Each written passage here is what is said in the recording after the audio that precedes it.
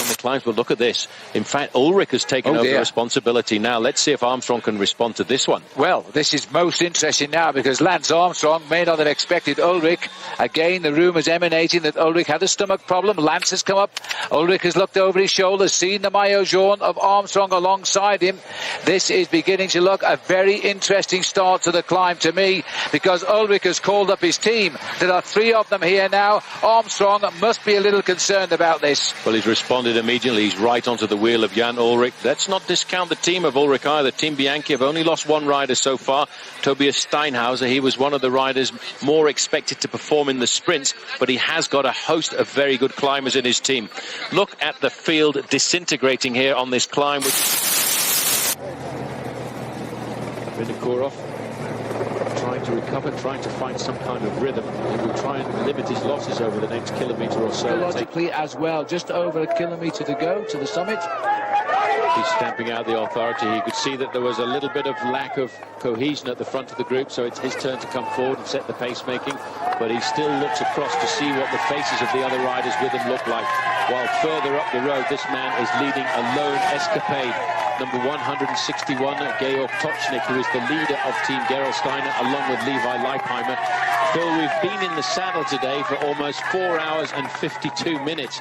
That's a long day when you bear in mind, I think we're still looking at around about an hour to go to the end. At nearly 140 miles, 220 kilometres. This is a massive stage, and when they've gone into the mountains, they've come in here already averaging 44 kilometres an hour today. Now their legs have suddenly found the mountains of the Pyrenees, and they are hurting. I take my hat off to the big teams today because they've attacked Lance Armstrong, and his team went very quickly, but Lance was up to it. 4 minutes 15, the difference between the leader and the Armstrong group. But 1 minute difference between Armstrong and Rasmussen. Armstrong is going to be very happy with that situation, because he may well have just had a slight worry about the position of Michael Rasmussen, close to him at 38 seconds. He even free will there, Paul, to say, come on guys, your turn. Well, he wants to make sure that everybody in the group donates a little bit of energy to the success of what they are doing here this afternoon in the overall race. They are putting time between themselves and everybody else in the overall classification. This is the group further back. Claude Mancebo, Evans, Rasmussen and Zubeldia is the man in the orange there, inspired by the fact that there's an awful lot of orange standing people on top of the final mountain. But very close to Spain, the main road to Andorra today. Big sign in the town saying passage to Spain impossible, but they came in last night, so they're still here. The roads, of course, are closed for the Tour de France. Here is Christophe Moreau.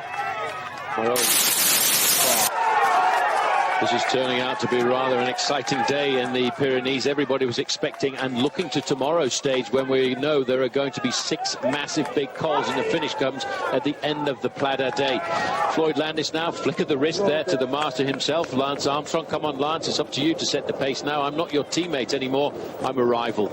Exactly, and I've got my own reason to ride with you today. Landis there, just behind the shoulder of Lance.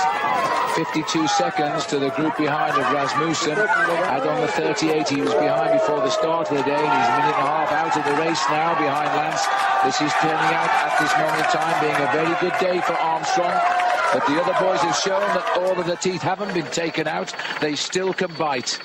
Well, Walter Benetto is still in front of this group. He has survived. Now, that is remarkable. The race situation, I was trying to knock out the numbers of riders who were in that leading group of 10 who had just survived.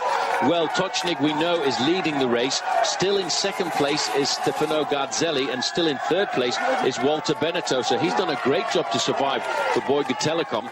But I think I'm just remembering what Chris Carmichael said to us this morning, Lance Armstrong's coach. Armstrong... Vino just wants the end of this, and this hill gets steeper before the summit. He's going to lose more time. Meanwhile, there is the big climber and the yellow jersey. It looks as though he's just out for a Sunday stroll here. He's not going to attack on this climb. He's just letting his teammates eliminate a lot of people. Peeping round the corner, Levi Leipheimer, George Hincapie beginning to unhitch as well on the climb. Getting up towards the summit, though, George should get back on the way. 24 riders, 24 riders left here in this group, as one by one they've dropped off. 1 or 2 big names have gone off as well. These boys are still surviving by 3.5 minutes. And the 2 riders from Euskadi, they're going to fight out the top of the climb now. Just over a kilometre to go to the top. Then it's the fast descent down below. Pour Lance Armstrong, les tours ne se ressemblent pas. L'Américain est décroché par le groupe maillot jaune. Pourtant, ça roule pas très vite. Andy Schleck se permet même d'aller chercher lui-même à manger et des bidons. À 36 km de l'arrivée, le grand public va découvrir un tout jeune coureur. Il est colombien, équipier d'Alejandro Valverde chez Movistar. Il s'appelle Nairo Quintana.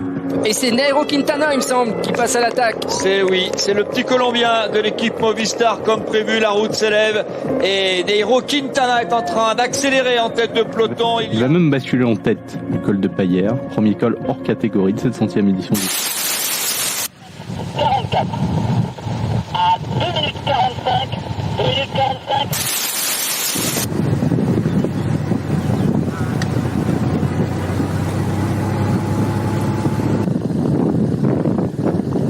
Voilà le sommet.